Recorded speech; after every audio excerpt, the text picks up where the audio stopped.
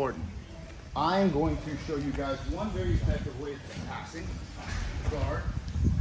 Passing has to be something that you do relentlessly, okay? So what I'm gonna do is, interesting you have that there. Yeah. So what I'm gonna do is pass, looking to control his bottom leg. We talked about basic passing, which consists of getting him off to the side here, okay? And then putting the knee here, underhooking here, and reaching his face here. And you see I can roll him right here and use this leg hook. As long as his left arm doesn't get in the way, but if I go here I can go to the end of the belt. Here I can anticipate what he's gonna do, probably push it, and as he pushes it, my knee comes down here, and then I go right here and go for a Kimura. It's very systematically like repetitive and redundant, and that happens all the time. Okay, so you can anticipate this particular movement. Okay, so for those of you guys who think to themselves, man, his legs and all this kind of stuff, I need to be able to tilt him on his side. If he's more so flat on his back, it's better for open guard. It's one of those rare occasions that flat here and squared up is better. Okay, I want to pin him off to the side here.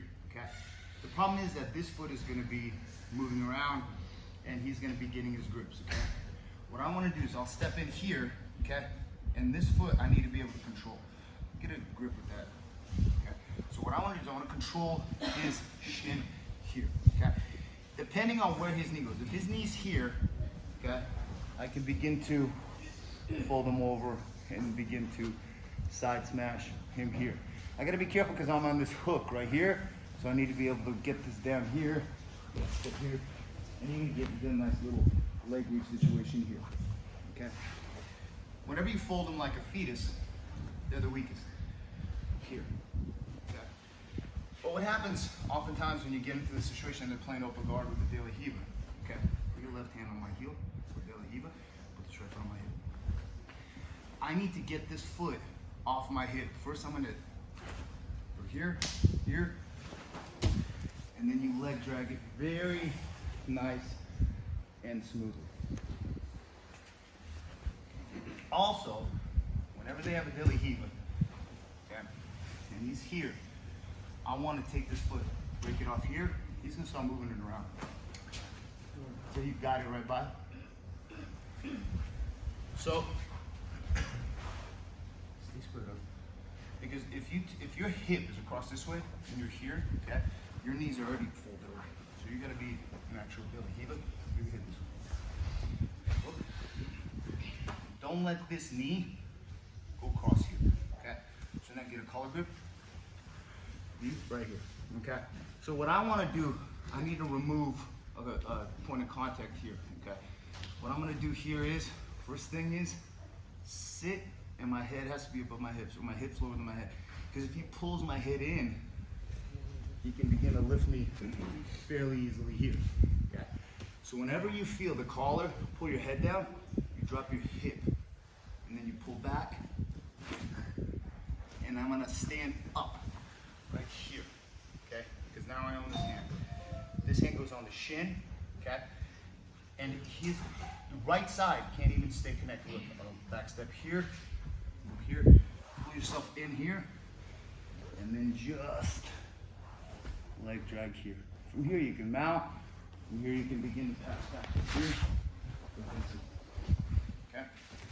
For those of you who are just more so starting, all I want you to do is this. You're gonna go here, you're gonna tilt them on the side, and you're gonna spread their legs this way here.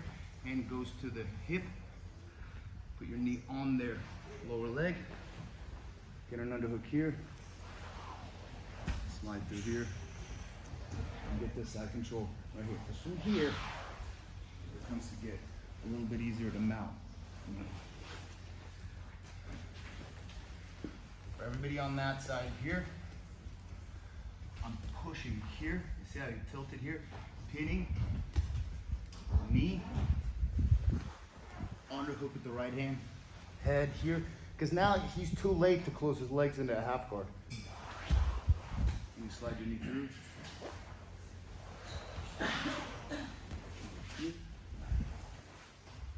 And nice swing, reverse mount. Okay. And that way, this is for, you can do either or. I want to push this up, push this down. Pin it right here. I can control it here.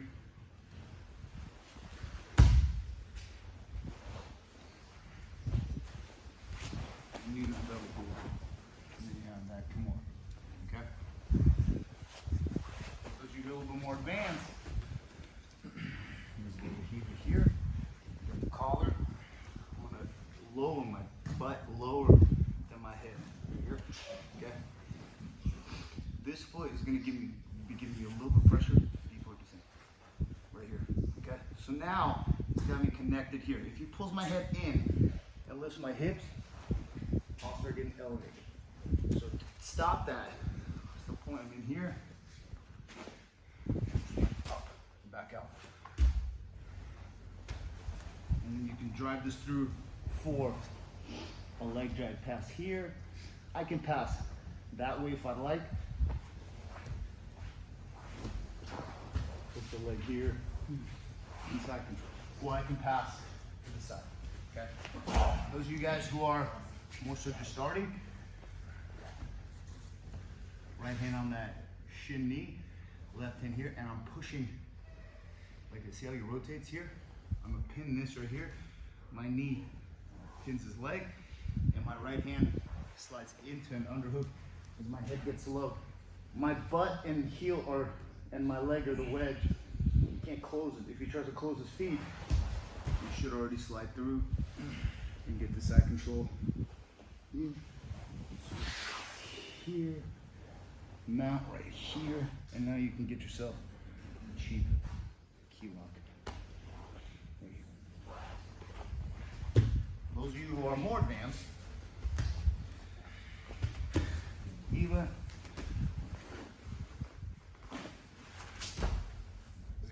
he's got to do something with that leg. He'll go underneath. I'll move it across. That's it. You pull it out. Push it out. Go over here. Pull them out. Okay. The key is to control that leg right where his foot and shin is. Okay. So here, got my Hiva. Starts trying to load my weight. One in here. And I stand up like a deadlift. My hand immediately goes here. You stand up here. I'm gonna put this one.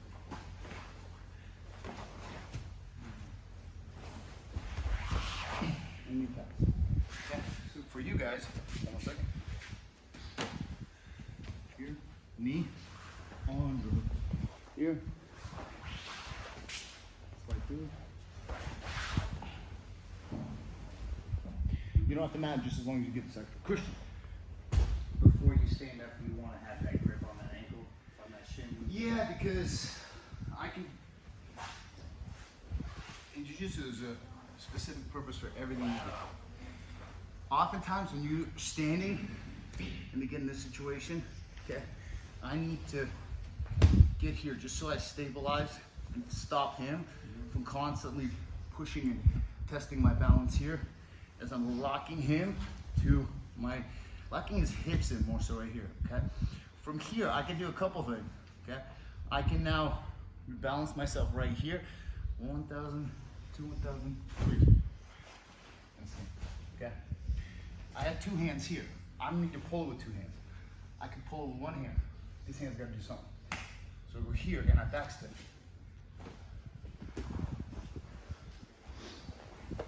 And you're here. And you have a nice leg drag pass. Okay. For you guys, your hook, head, knee, slide through. Switching base here. Sometimes if he wants to shoot an underhook here, put that leg here. Okay. And it counters the underhook. Okay. The problem for him here is that my ribs and hips are on pressure in his head. This is just hooking the leg right here. He can't turn into me and go to his knees if I have this leg hooked. Okay, go ahead. And then makes it fairly easy to get knee to the belly right here. Knee to the belly, just pressure here, that leg out here. Okay. Obviously, he's gonna want it off. And you have your hand here. So you can already begin to switch here and finish the come on. Alright? So for the more so beginners, push, jam at his hip, and then walk it to the side, staple here. Because he cannot close this wedge here. This wedge goes right through here, right for the underhook here. As I keep my movement going through here, and rolling flat right here. You want to complete this? Look, this is already exposed here. You get a key up here. For you guys who are more advanced, step into the Hiva. Feel it. I feel like this balance here. Go ahead. See how wide I go here?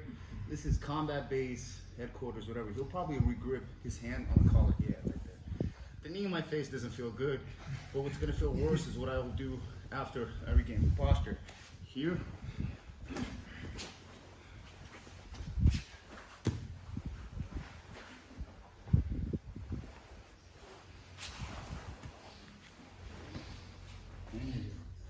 Let's say, for example, okay, the key is to just control that bottom leg and to push it to your right. Let's try it. 1, 2, 3. Stagger super beginners with less super beginners.